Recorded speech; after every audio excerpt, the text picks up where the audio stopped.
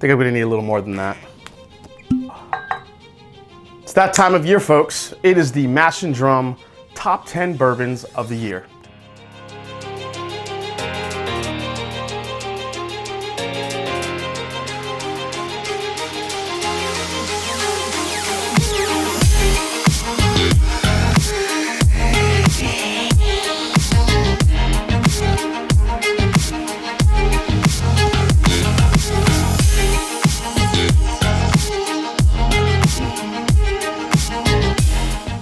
What's up, everyone? I am Jason C, and today we are counting down my top 10 bourbons of 2020. After blind tasting about 15 to 20 different bourbons, these specific 10 came out on top and ended up making the list for 2020. All these bourbons that I selected, I was lucky enough to enjoy a full bottle over time, and I had some amazing samples this year, like King of Kentucky, which may have made my #1 if I actually had a full bottle of it. But George T. Stagg 2020, William Llewellyn 2020, and a bunch of other ones I probably can't think of that I got the chance to try in 2020. Basically, if I couldn't enjoy a full bottle, I thought it was unfair of it to make the list. Also, I'm not going to be breaking these into a bunch of different categories: finished, not finished, allocated, limited, available. I'm not doing that this year. That just tends to cause more arguments in the comments. People thinking something's available or something's not allocated where they are. And so for me, it didn't matter this year. These are just the top 10 most impactful bourbons that I had last year based on pure flavor and value. Let me also say this quickly ahead of time, because I know someone will make comments as to the availability of some of these. Listen, some of these bourbons will be hard to find, impossible to find, or have been jacked up on the secondary market due to popularity or the craziness of the bourbon market today. But like I said earlier, these are just purely my top 10 that made the biggest impressions on me in 2020. A lot of these came out, very early in the year, so trying to find it now could be a little bit of a challenge. But a few of these you will see again. So let's start with my number 10 of 2020.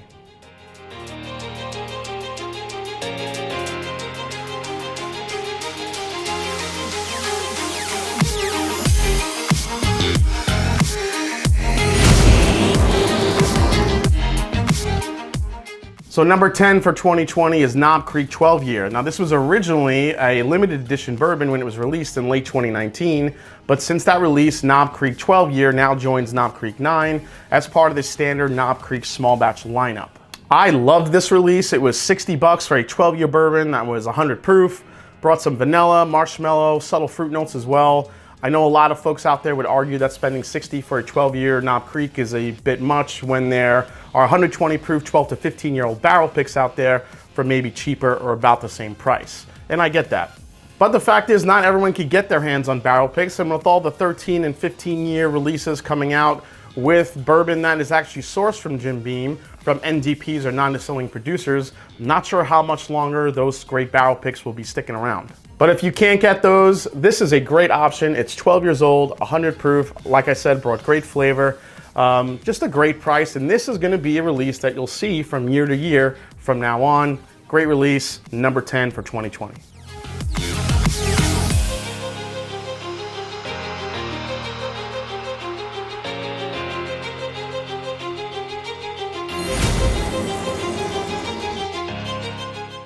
Number 9 in 2020 is Sam Houston 14 Year.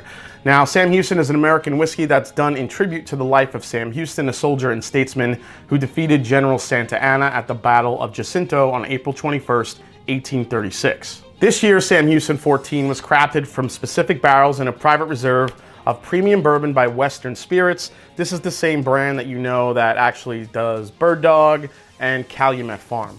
Now, each of these bottles were batched together in 2 to 3 barrel batches. They're available in some very select states, and what's interesting is that each state got a different batch or version of this release. So this particular batch was from Maryland. Now, the mash bill is 74 corn, 18 rye, and 8% malted barley, bottled at 98 proof and priced around $120. So with that mash bill, we know that they sourced this from Barton, the makers of 1792 bourbon.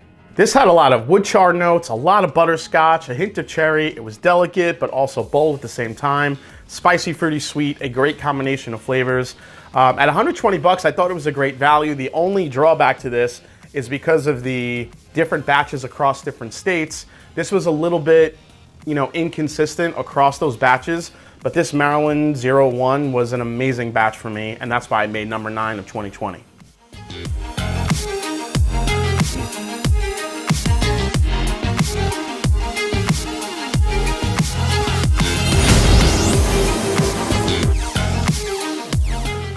Now, number 8 is a bourbon that snuck into my top 10 after having it late in 2020. This is the Bardstown Bourbon Company Discovery Series 3. Now, this is the first Discovery that actually has MGP blended in it, 13-year MGP to be exact, along with a 13-year Kentucky and 10-year-old Kentucky bourbon blended in the mix. But that's what Bardstown Bourbon Company does. Bardstown Bourbon Company has one of the most state-of-the-art facilities. They're not only doing some great contract distilling, they're also doing some sourcing and some magical blending. These Discover releases are getting better and better, and this was no exception. This was 110 proof, 130 bucks. Yeah, it may be pricey for some, but you have really nice old whiskey in here that some people pay even more for when it's not in a blend and just on its own. This has some citrus, some vanilla, a caramel apple note that just would not go away. I absolutely loved it. It's a beast of a bourbon, easily made my top 10. If you haven't tried any of these Discovery batches from Bardstown Bourbon Company, you are missing out on some of the most delicious blends available.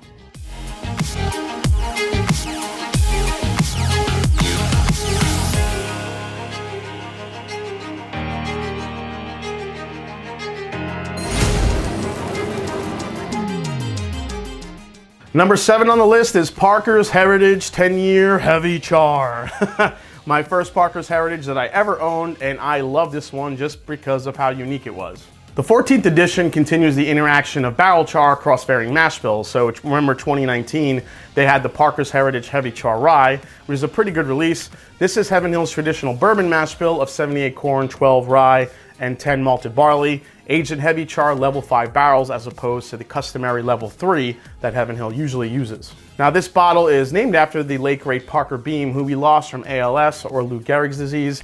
Every Parker's Heritage bottle that's purchased, a portion of that goes to the ALS Association to research, which I think is pretty cool. So this bourbon was maple syrupy, smoky, cherry, had a dark espresso note, and had one of the longest peppery finishes I got to try this year. It was like someone put, some Pop Rocks in my bourbon, and when I was taking a sip of it, this little lingering peppery spice just went on and on and on. I absolutely love it. This was 120 proof, retailed for 120, but one of those bourbons that gets priced high for its rarity. This was a surprise for 2020, and I'm glad I got it. Ended up being a favorite.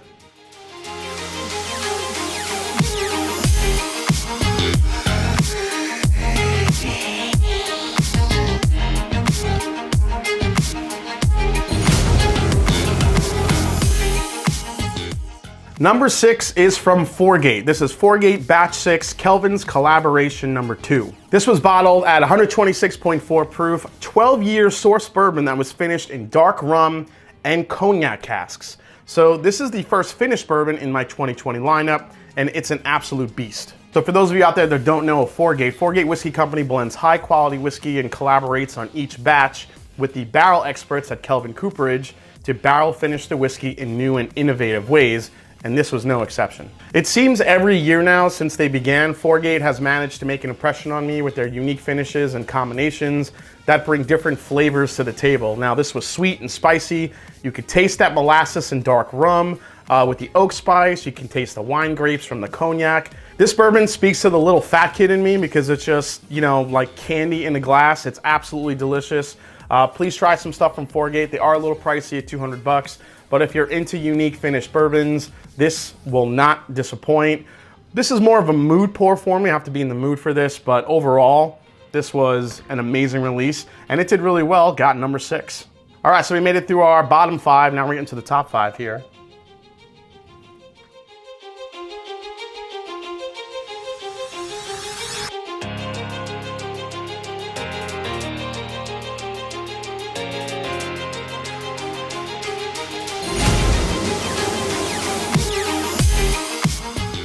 So the 2020 Colonel E.H. Taylor Barrel Proof came in at 130.3 proof, non-chill filtered. It's usually about 6 to 8 years old. Sports the Buffalo Trace Mash Bill 1 and retails for about 70 bucks, but it's upcharged mostly for 250 plus nowadays, unfortunately.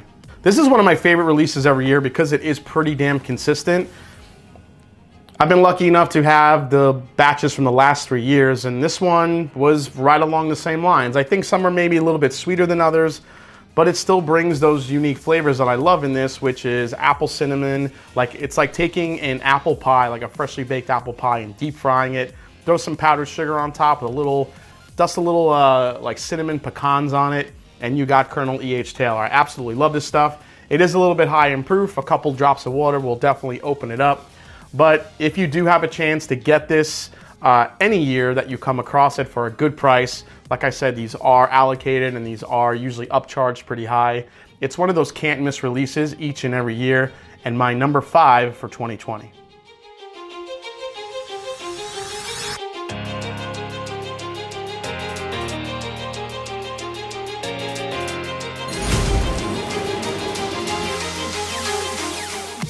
Coming in at number 4 is another Bardstown Bourbon Company entry. This is the Bardstown Bourbon Company Chateau de Labaude.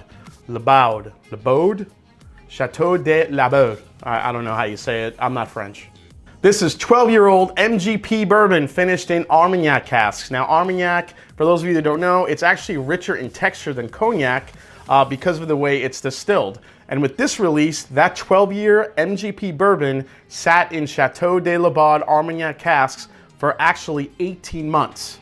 This is 118.4 proof. It was priced at 130 bucks, but it's being priced now north of $400 because it's rare and sports some of that 12-year MGP here in the bottle. This thing had crazy flavors. It's dark and it's light at the same time. Espresso, chocolate, honey, sweet tobacco, dark caramels. But then on the flip side, you have apple and honey and all these great flavors that just came through in this bottle. I absolutely adored it. Now, whether or not you're in the camp that you think a finished bourbon and should still be called a bourbon or not a bourbon, it doesn't matter. Damn good whiskey is damn good whiskey, and that's what this is. The good news about this is that more bottles are supposed to be released again in 2021. At least that's the rumor, and I hope so, because I will be one of the first ones in line to get a new bottle of this. An absolute hitter, Bardstown Bourbon Company, Chateau de Labaude. Remember that name. This is my number 4 for 2020.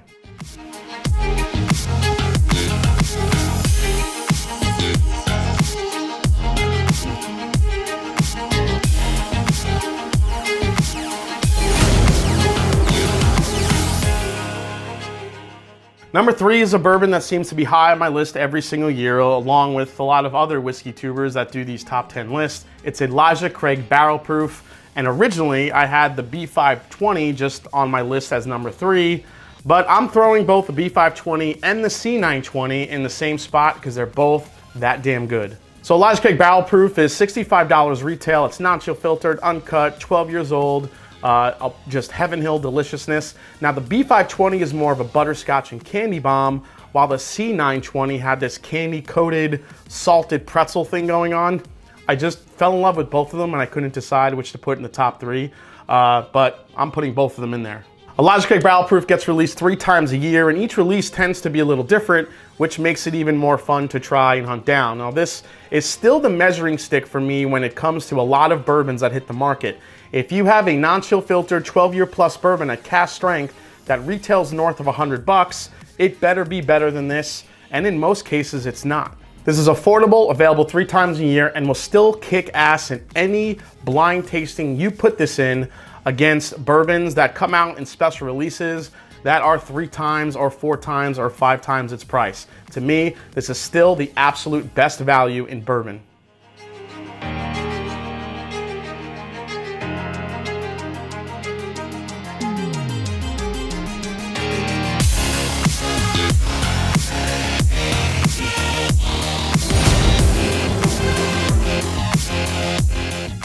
Number 2, if some of you were asking, where's the turkey? Here it is. The Wild Turkey 17-year Master's Keep Bottled and Bond, my number 2 bourbon of 2020. So in 2015, Wild Turkey introduced its first Master's Keep expression, simply called Wild Turkey Master's Keep, which was a 17-year, 86.8 proof bourbon aged in both traditional wood and off-site stone rickhouses. Since then, Master's Keep has been an annual release from Wild Turkey featuring different ages, including a 17-year, a sherry finished one called Revival, and in 2019, we even got a rye called Cornerstone. Now in 2020, Wild Turkey decided to bring that 17-year-old version back, but the difference being that this release is bottled in bond, the second ever bottled in bond release from the distillery after American Spirit. This was bottled at 100 proof, retailed for 170 bucks, and for me, exceeded expectations in every way. I was worried about it being only 100 proof, but the flavor in this bottle was pure turkey glory. This bottle had vanilla spice, burnt caramel, charred oak, a ton of cherry, cinnamon, citrus. The finish was complex for a 100 proofer. Long, sweet and savory flavors, peppery, oaky, a little bit of marshmallow there too. And then even more cinnamon on the back end, which I absolutely loved. Over time, this got a little bit more cherry forward, but I did not mind it at all. Now, some say this bottle had that turkey funk that I think it's when it marries the sweet and spice and oak char and the smell of a Wild Turkey rickhouse all wrapped into one bottle. It may not be everyone's cup of tea, but as you guys know, I'm a bona fide turkey nut. So maybe I'm a bit biased towards this one, but in my top 20 bourbon blind tasting, the complexity, flavor, and everything I love about Wild Turkey came through in this release. So this is actually a backup bottle. I only have this much left in my, my regular bottle, but you could see how much I drank this down and how well it still did in my blind tasting. Now, I really thought the Master's Keep was gonna be my #1 last year, but there was one other bourbon that topped it that just had this combination of unique flavors that I'd never had before, not only in 2020, but ever. An amazing release. Here comes my #1 bourbon of 2020.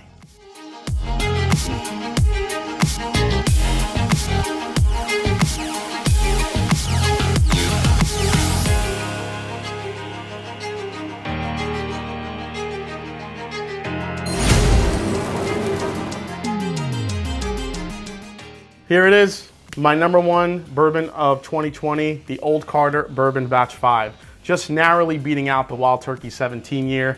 A little bit about Old Carter. It's the passion project of husband and wife team Mark and Sherry Carter.